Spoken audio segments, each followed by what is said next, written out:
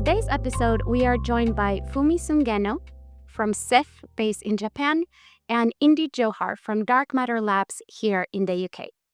We heard their reflections on bioregional practice, grounded in experimentation, and how are they approaching bioregioning and place-based work. Fumi Sugeno is a leader in Japan impact investing and place-based development ecosystem. As head of the Japan Social Innovation and Investment Foundation, known as SIIF, she develops and leads global partnerships, building the foundation of the impact economy through research, learning communities, and cross-sector collaboration. She is frequently introduced as a bridge builder across investors, communities, and public actors. Fumi brings a deep expertise in long-term place-based work, including rural regions such as Nishiwakura Village. Across her work, Fumi explores how capital can act as a supportive infrastructure for community stewardship, intergenerational continuity, and locally rooted futures. Indy Johar is an architect, systems designer, and co-founder of Dark Matter Labs here in the UK, a field laboratory focused on building the institutional infrastructures for radical civic societies, cities, and regions and towns. He's known for bridging philosophy and practice, from housing and land to governance, finance, AI, and data. His work interrogates many aspects of the systems we find ourselves in and our relationship with ownership, institutions, labor, and work. Through his writing and applied projects, Indy invites us to rethink value, stewardship, and what it means to design systems that allow for life, communities, and places to remain open, adaptive, and unfinished. Okay, shall we start? Sure. Thank you both for being here. I am so excited about this conversation. So I would say that for me, welcome. Let me just officially start and say, welcome, Indy. Welcome, Fumi. Thank you so much for being here. Really excited about this conversation because you are both incredibly thinkers and practitioners in your own rights, and the work that you do as it comes to bioregioning and place-based work. And I hope that this conversation will be an opportunity for us to unpack how do you approach that work and what fuels that work and what are some of the questions and areas that feel important to unpack for that. So I just want to say before we officially start, welcome to you both. Thank you so much. Likewise. Yeah, love to be here. So we've seen such an interest in bioregioning. It feels like the word lately in terms of a lot of practitioners, a lot of folks in the impact space are thinking and talking about bioregional work, place-based context work, local engagement. And I'm curious, how do you both approach that? You both do incredible work in that space. Maybe Indy, I think for the purpose of this conversation, I would love to start with definitions. So maybe Indy, we can start with you. When it comes to bioregioning, how do you define bioregioning? What are some of the aspects of bioregional work that you find are important to name and unpack when approaching bioregioning? Oh, what a great conversation. I think there's, from my side, I think there's multiple dimensions to this conversation. So I think the bioregion, obviously to do with watersheds, watershed management, really important. I think that's one dimension of operating. I also think that, watersheds are themselves not isolated events. They are also part of wider atmospheric rivers and systems. So there's one of the kind of inherent tensions that I've always been really cautious of is that bioregions aren't boundaries. They're coupled environments, more intensely coupled with other coupled environments. So what I think is kind of the strategic risk that I've been always sort of wary of is making bioregion the new boundary unit. So and I think bioregionalism is fundamentally a systems unit, and it needs to be thought through a kind of an environment which has an intensity of coupling at the bioecological material level, and is also still coupled to migratory species, atmospheric rivers, all sorts of other climatic environmental things. So I think it's really Because I think the risk is that the environmental movement right now will become the locus point for a new form of conservatism and separationalism, where we build the illusion that if we can make one bioregion that's sustainable, viable, I can separate myself, decouple myself from planetary risks. So that's kind of the invisible thing that I want to slightly be careful of. And I think it's really important that we're aware of that political pathway and risk, and we're actively in our language and our positioning operating in the consciousness of that. So that's one dimension. Second dimension I think that's becoming really critical is bioregions aren't a political unit, right? So there's a really interesting question about is a bioregion effectively a knot of flows? If you see it as a knot of flows as opposed to a boundary flows, it's a kind of philosophically a different unit. And then how do you couple political units to be able to operate in the bioregional way? That's one of the most fundamental questions, the coupling of multiple municipalities, governance frameworks to be able to come together, to be able to couple and organize. That's really important. Then I think the other part of the unit, and I'll stop there, is increasingly from our side, as volatility increases, the coupling of bioregional thinking to the city or the center of demand is going to become more and more critical. So cities are structured mechanisms of the demand of transition, and the bioregion is a new provisioning infrastructure, or could be a new provisioning infrastructure for the supply. And as volatility increases, I think cities and the hinterland or bioregional city unit play will become more and more critical, especially from a security and continuity lens of energy, water, nutrition, continuity. And I think the security logic is going to be a new defining logic. So the security economics of that will be a new defined logic to be able to stabilize those frameworks. So I think that's probably where, and then obviously working at the macro nutrition and multiple off-takes, biomaterial, rebuilding the new biomaterial economy, the new nutrition economy, sustainability of soil over the next 100-year cycle. So there's dimensions of the bioregional thinking that's required, and orchestration of that's required in different ways. That challenges balance sheets, off-take agreements, all these things are back-end. So that's how I would look at the bioregion from those dimensions. I don't know if that's helpful. So helpful. Thank you so much. What I hear when you are describing that is so many different elevations, right? So you're talking almost like a nested model system and what flows in and what flows out. And Fumi, you and I have had many conversations around what does it mean to do bioregioning? And sometimes we hear place-based work. And for you, it sounds like from conversations we've had that you do think a ton about sort of those different layers of the work and what feels right in the context of the work that you do. So do you want to talk a little bit about how do you approach bioregioning, but also place-based work, and what does that mean for you in your own work? Thank you so much. Lots of what you have just mentioned resonate with our thinking and approach as well. I wanted to touch upon that, some of the points that you made earlier, but maybe I can start from, it's interesting that in Japan, the term place-based has been taking off more than bioregion. Bioregion is a little bit more newer concept.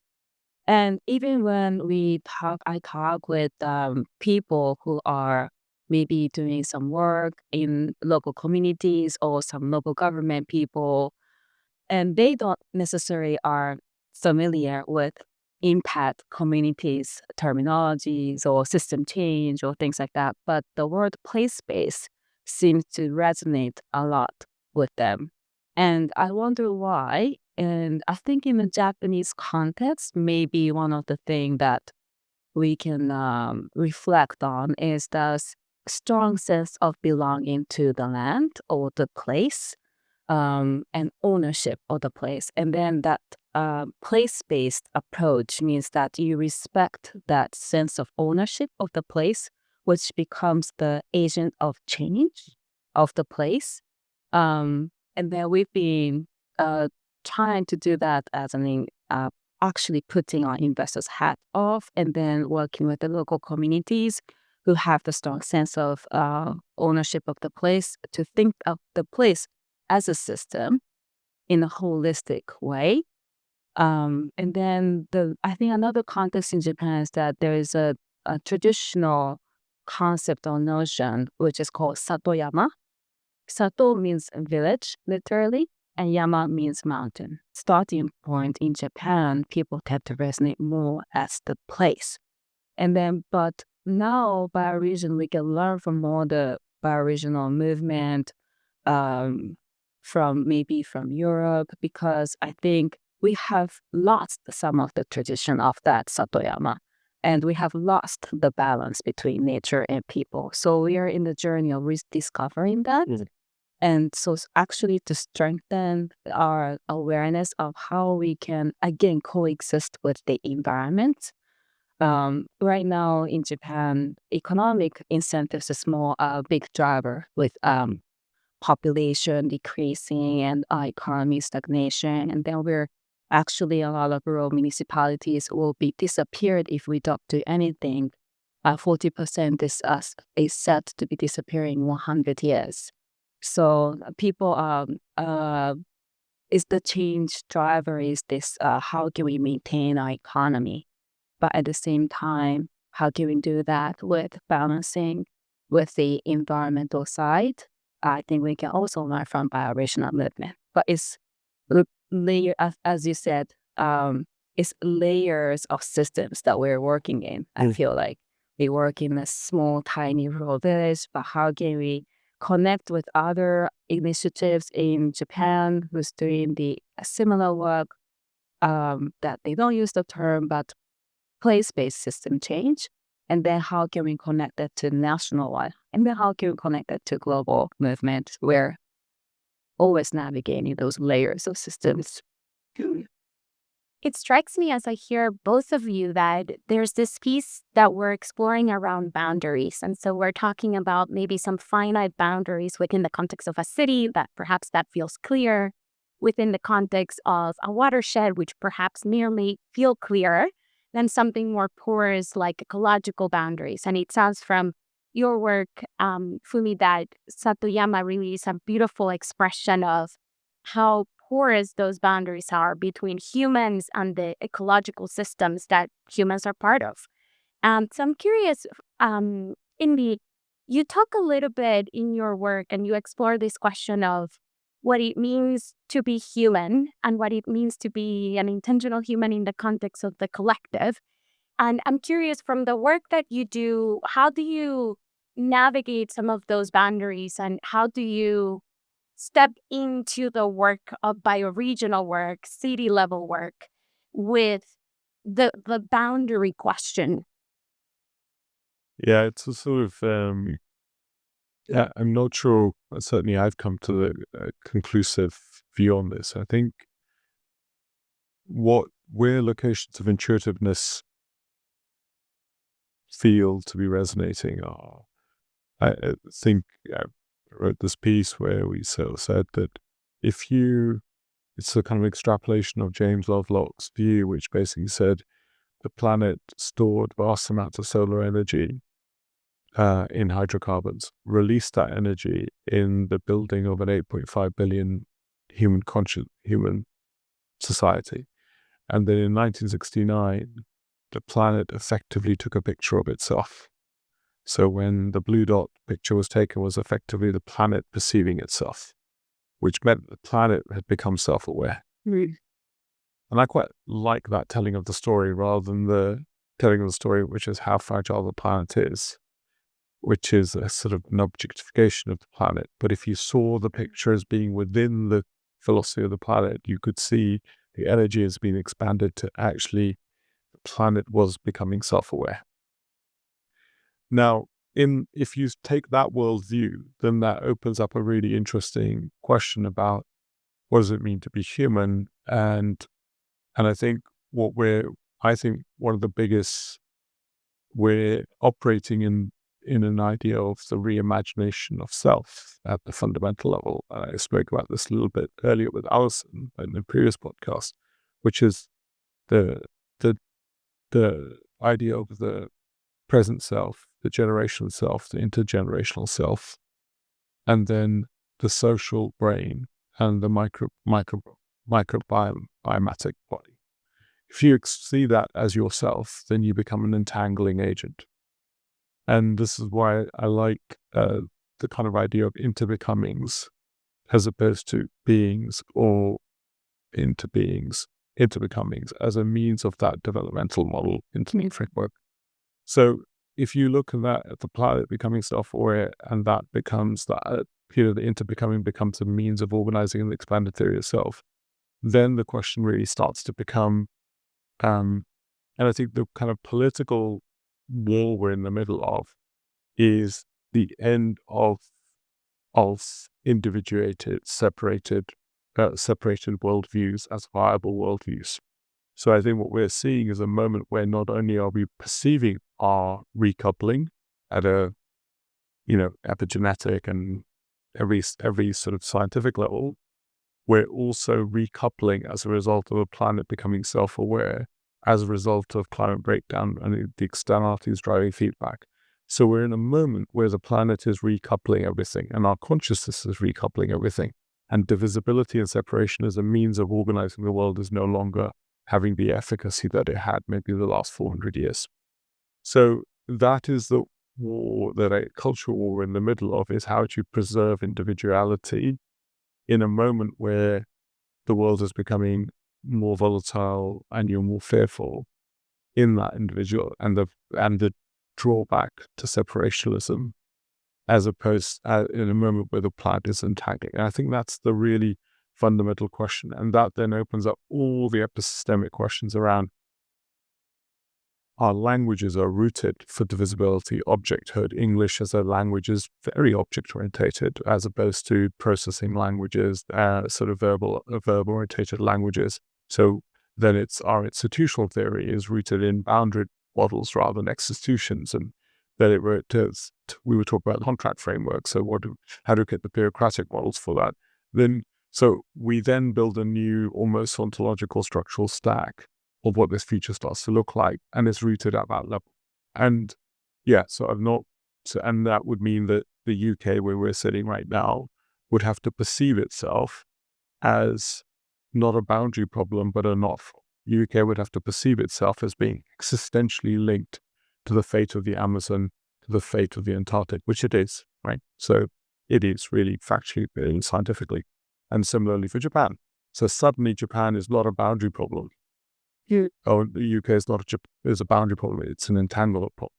And that requires a different theory of recognition of self and responsibility and our relationships to the planet in different ways. So just to draw that arc, I said, so much to unpack there. And I love this idea of planetary entanglement, the evolution that it sounds like you're describing around us as extension of the earth, recognizing and having consciousness of ourselves. And I'm curious, Fumi, I know that you do a ton of work around intention, connecting with community, awareness, building and understanding place in the context of what's possible. And I think what you're describing, Indy, from what I'm hearing, is there's so much, we are in a moment where we are building different visions and we are reimagining what it means to be human, or we're reimagining what it means to be in society with others. So in the context of the work that you're doing, Fumi, I'm curious, how are you reimagining how community sees themselves? What are some of the processes that your work and your team is doing, unpacking, in order for the community to seize themselves, reimagine and envision what's possible in Japan? Thank you so much. I'm just fascinated by your comments. So interesting. One thing that I wanted to respond to your comment is that, so in Japanese language, often we don't use the subject when we talk. Mm-hmm. There's no I or we or you, because it's all like we often skip. Nice. So it's because it's kind of all blended, and there's very little conversation, that I conversation. So I think, and then letters are like it's we use Chinese characters, and Chinese characters, one character can have multiple meanings in multiple different contexts. it's so hard to teach my son now. So it was just a reflection of when did we start having all this, drawing these boundaries of self and others and many things. But I think our current economic system or financial system is very much designed in that way. And first of our nation, SIIF, started off our, especially to mainstream and building impact invest in Japan. And but then as we are embarking more seriously on system change, we're still exploring, but doing that and really trying to make the Japanese impact invest EM has grown exponentially. So that's really great. But are we really going to make the change as much as we have grown the number of AUM? And we have to reflect on ourselves, and as long as we just keep on doing this way. So we had to really change, not in the time that we need to. So we had to really change, and then again, kind of to go deep. For us to start as an investor, to go deep down into where the problems are, where we want to make change and make direct connection with the community. So then we had to kind of again put human in the value chain and then connect with human. So that's what we've been doing on a place-based system change work. And in order to do that, we really had to unlearn that we were at the beginning still putting our investors' hat on, and then we will look at things all as investees through that lens. Again, boundary. But then we had to really unlearn and then try to just immerse ourselves into the place, community, people, and then make partnership, start making trust relationship first, and see community people and the company that we invested in as partners. It's just means of building a partnership. So that's what we've been doing. And another thing I wanted to really I resonated and respond to your comment was the boundary between nations as well. So I think Japan, traditionally we have pretty, if I generalize, like inward looking interest. The economy was, I think, big enough to afford that. People was very domestically focused. And now I feel like as SIIF, we are trying to strengthen our strategy, how to contribute from Japan to the global community or global movement, because we see there are certain approaches and maybe features in Japan that could be valuable or relevant to share with the rest of the community more globally in different countries or more at the global level. But personally, I also struggle with sometimes talking with Japanese stakeholders, partners. Why do we care? Why do we need to go that far? Like, we haven't done enough in our own country. Like, do we have good enough things to actually even contribute to it? So to have that intuitive notion about we're all connected beyond where we've been focusing on before, it's still a challenge. Yeah.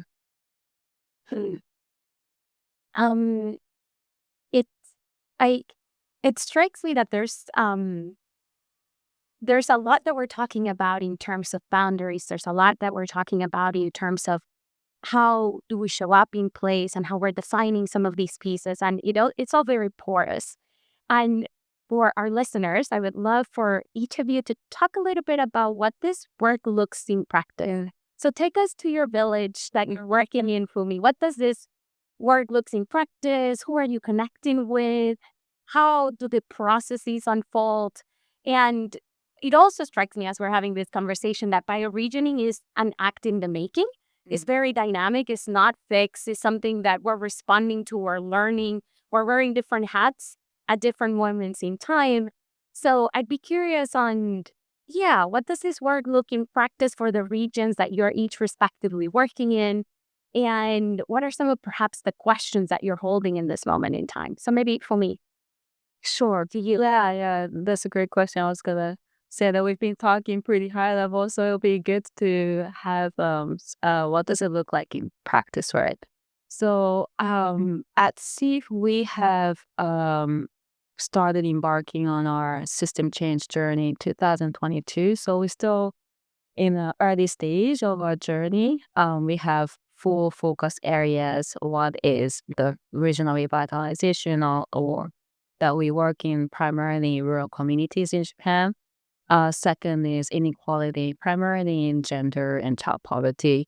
Third, healthcare, specifically more in aging. And fourth, ocean. So I'll just give an example about the regional revitalization work. So we have, as a first investment, we have invested in this company called A0 Group, who works in different places in Japan, but their main place is in Nishawakura village in Okayama Prefecture. The village is like a microcosm of Japan's rural community. It's in a mountainous area, 1,300 people, but almost 40% are over 65, so like severely aging population. 95% is covered with forest, but over 80% is actually man-planted. So it needs to be maintained, but with the people's lifestyle change and also workers aging, so the forest is like under a challenge of not being sustainable and well maintained. So A0 has been working in this community for revitalizing it. It has very holistic business portfolio that they work in. So nature-based business is about food and agriculture. They do forestry work as well. And also economic business is about local ventures. So they support entrepreneurs to actually start new businesses in the village who can be moving into the community or who can be from the community. And also the social capital business that they call is about utilizing their food and ag site and forest as the site to do deep dive corporate training or also elderly care or care for people with disabilities. So they just look at the place and they see what are the capital, not only the economic capital, financial capital, but other capital, and then utilize it as for the business. So we saw them as very system thinking, and also the community was pretty open for change as well. So we chose them as partners for system change. So we invested in A0, and we've been working together with A0 in terms of how to go to the next stage, how to rebuild the social capital. Still, the community is pretty siloed. So how to reconnect all these different people through the community, through the business, elderly care. So that's what we've been trying to do with them, bringing the system change strategy so that we can, again, they have the vision of building the future of Satoyama. So to do that. But our next stage is, okay, we are doing this demonstration in the one village, but this is one village only. So how can we leverage this model and then make it into a more collective movement nationally? There are actually many, many initiatives, similar initiatives in their own local context in Japan who are doing brilliant job, innovative job. So how can we build a collective movement nationally and also to have financial mechanism of financing them at the national level? that's the next stage that we want to embark on. Yeah. It's very exciting. Thank you, Fumi. Indy, how about you? How does this work looks like in the context of, the work that you're doing? Yeah, I mean, so the pattern that we're seeing, we're working across multiple instances, whether it's Sheffield or in places like Madrid.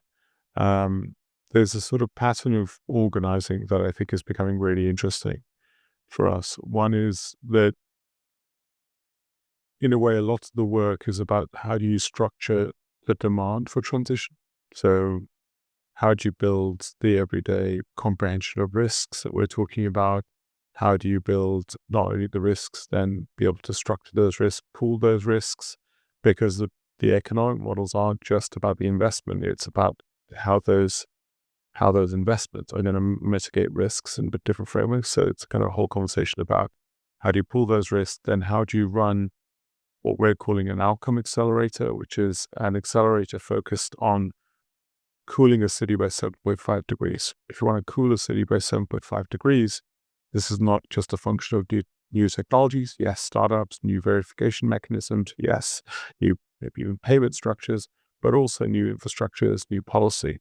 So how do you run an accelerator which has a combination of investment to grant, to service provision, to outcome purchasing agreements, advanced market purchase agreements, as a means to achieve a goal of cooling a city? That's a different theory of coordination. And then behind that sits a different form of capitalization, which is more and more a facility function rather than a single funds function, because single funds have a time limit, and these are actually all about how do you allocate and you're allocating partially for debt, equity, outcome, tangible value returns, mitigation of risk returns. So the economic model is fundamentally different. That means as much about the political construction of this reality. So not big P, but micro P political construction of these realities, new frameworks of the models behind the risk model, the models behind the risk analysis. How do you align them? How do you contract the accelerator side? All the way through to what's the portfolio theory on the outcome accelerator side? How do you build peer-to-peer accountability? How do you attribute value? A whole bunch of questions there, which we don't know how to do. And then also recognizing what's the role of, often what we're seeing is that you want the financing to be within the system rather than extrinsic to a system. So the facility, for example, acts as one node between the risk pooling infrastructure, the outcome accelerator, the financing facility, maybe the demand and desire construction, the kind of what we would traditionally call marketing, but I don't think it's about that. It's about getting civic recognition of the risks and building the political Overton windows for this stuff. That is that's a network of capabilities you have to build in a system in order for that system to self-cohere and drive transformation itself. And so the financing is about the investment in those capabilities. Typically what we see is that you finance the fund to do that, and that sets up a weird dynamic, which is why I really appreciate when you said you take your investor hat off, because you can't operate everything through the lens of the finance. So these network of capabilities are really key, and we see an emerging pattern. And there's an open question about how do you capitalize these capabilities? What's the seed investment? What's the first round? What's the contractual investment? How do you organize these capabilities? Are they a backbone infrastructure? Are there an ecosystem with a shared constitution model? How much money is required to finance this kind of before the facility becomes self-financing? Because the end goal of project financing of this sort of through the hundreds of millions, if not more, that needs to be financed through the facility as opposed to through third-party finance. So that's what we're seeing on the ground as a dominant pattern, and there's a whole bunch of unknowns in there for us. Like I said, we're designing what an outcome accelerator looks like. We're inspired by places like Taiwan and what they did, and how do you fuse that with the startup accelerator? How do you do attribution? How do you do invitation? Whole bunch of methods. There's a field of unknowns. There's a field of unknowns and there's a field of opportunities, it sounds like, and a field of experimentation and learning, which is really exciting. I I'm curious about unpacking this piece around roles. A big question within our community, our Twist community, is how do you step into a bioregion with intention? What roles do we put? What roles do we play, and what hats do we put on any given time? And what I'm hearing both of your sort of visions and your descriptions of what this work looks like is a lot of intention of what's happening now, what is possible in the future, and reimagining and painting it, but also where does the community want to go? Where is their sort of agency? How do we support local stewardship? And where do we support as facilitators, perhaps coherence within those communities? So I'm curious to sort of double click on that, on the piece on how do you show up as an individual, as a thought leader, as a practitioner? How do you and your teams come in and show up in these processes? Maybe Indy, I'll pass it to you. How do you approach it? I mean, so we really only work on somebody invites us, so it's really narrow. We do have, certainly from the Civilization Options Fund, we are taking a view on where are they cascading risks and where are the typologies that we work in. But I think there is systemic capability building that's a key part of that framework, which isn't just, enabling whatever a community decides. It's like building the capabilities in the system to perceive those things and investing in those capabilities. And usually that's done because somebody else has already done years of work before us. Let's be really honest about that. Somebody that's been on the ground, has been working away for years, whether it's in Sheffield, James and We Are Opus, 20 years of building Opus, independent media infrastructure, festival of ideas, this layered piece of work that then it sort of metamorphosizes and crystallizes. So I think we stand on the shoulders of giants, or whether it's IMI Core and Civic Square and what they're doing, and we literally stand on the shoulders of giants. So I think I would really frame it very carefully in that sense. So, but it isn't just enabling desire. I think we have to construct a deep understanding of what risks are, and then contracting that and organizing that, and that's all investment. So typically, one of the things I'd say is that in the system, not in the system investment, the general impact investment community, the focus has been on products and services and new things, or even from our side, the firm, the organizational logic of the firm. If we're genuinely looking at system scale value, which is reduction of risk at the site at a population scale, we're going to have to break through the logic of the firm in the product and service. That means we have to then start to look at capabilities as key part of that investment thesis, like all those capabilities that I was listing out. And we need a new organizational form.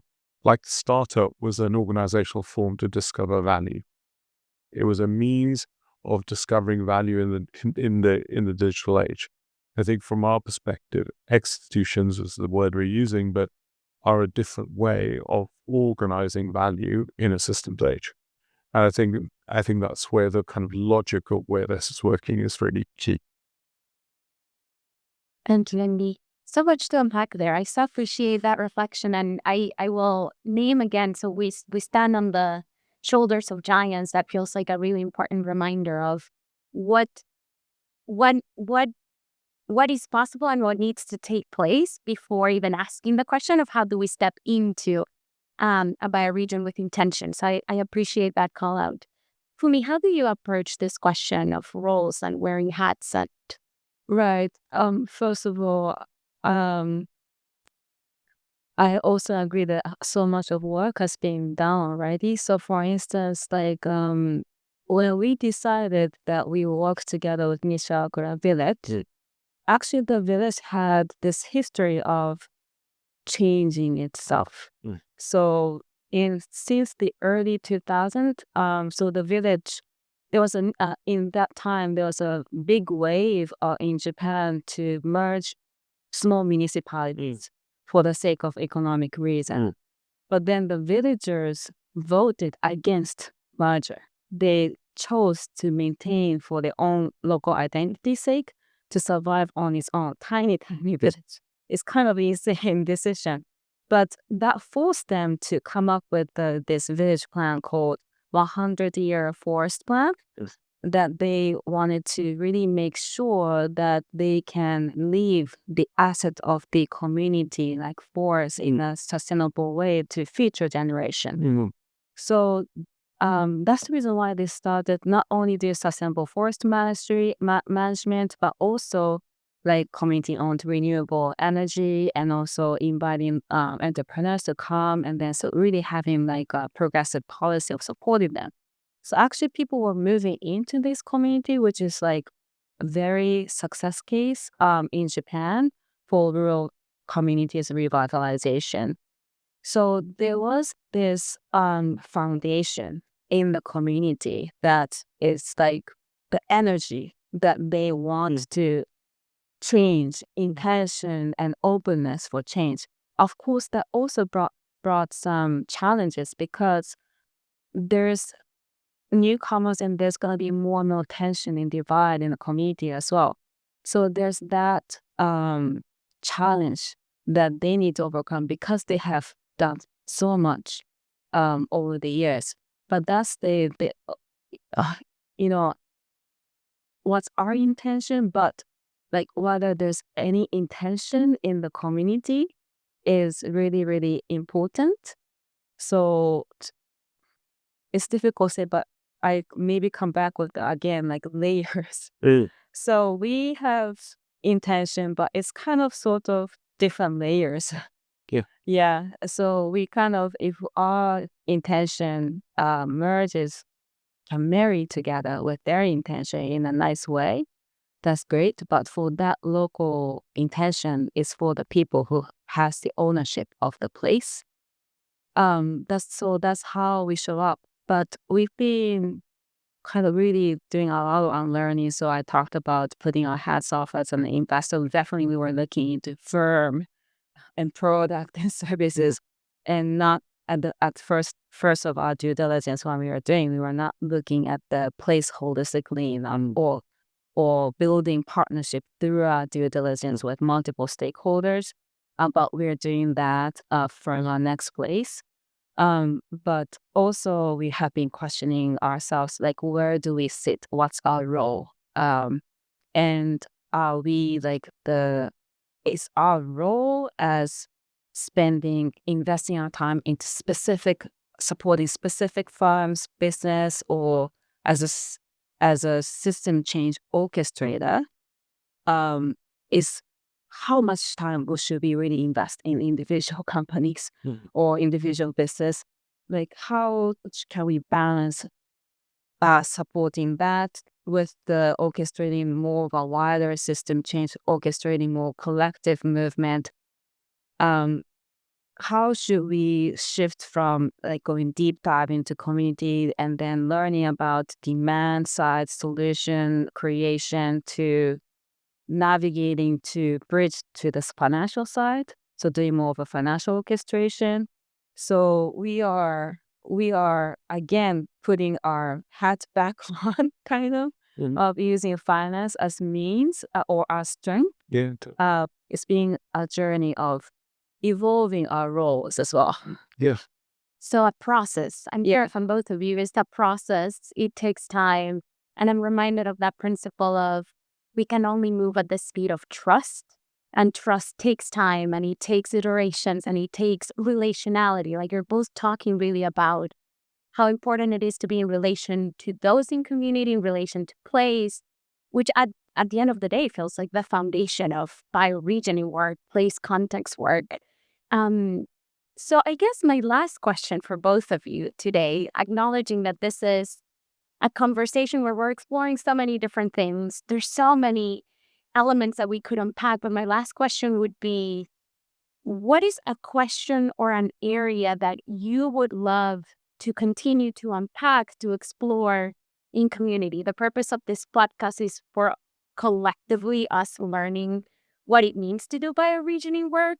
What does this work looks like?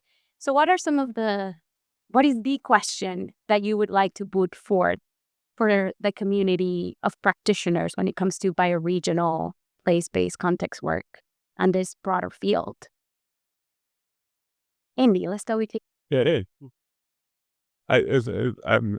what's come to mind and what's sort of bugging me in my head is really asking a question: what is this system scale business model?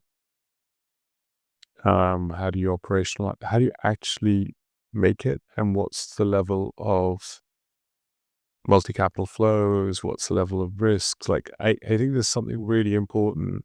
And then how do you make it so it's multi-party legible?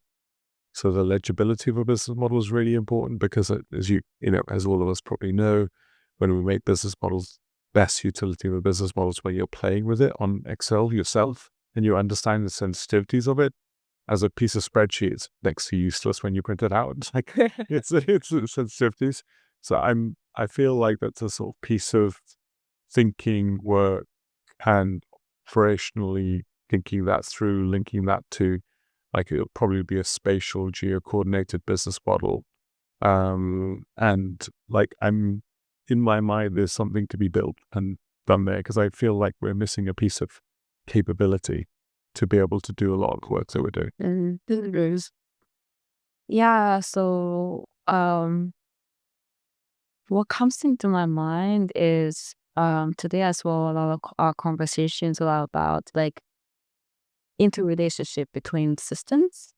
So how do we really navigate and connect the local and national and global systems? If I simplify, there's so many layers in between, I guess. But to have specific, how do we be aware of the local context, aware of the interconnection, which is real in the real economy, but somehow sometimes it's not as tangible. So I think that's also the reason why we have community like Twist as well across the globe. Meaning of having this community. I've been also very intrigued by your comment on how do we build sense-making capacity into the system. So also sense-making capacity to this kind of community. So how do we do that at different layers of local, national, global, and then have interaction between? Yeah, that's the question I have, and that's the question that we want to explore together with the people who's working on this work. Thank you so much. Thank you so much, Indy. Thank you, Fumi, for this conversation. It's such a pleasure to dive into the space with both of you. Really appreciate your time and energy that you've shared with us today. Absolutely. What an honor to be here. Thank you so much for inviting me. Thank you so much. Thank you.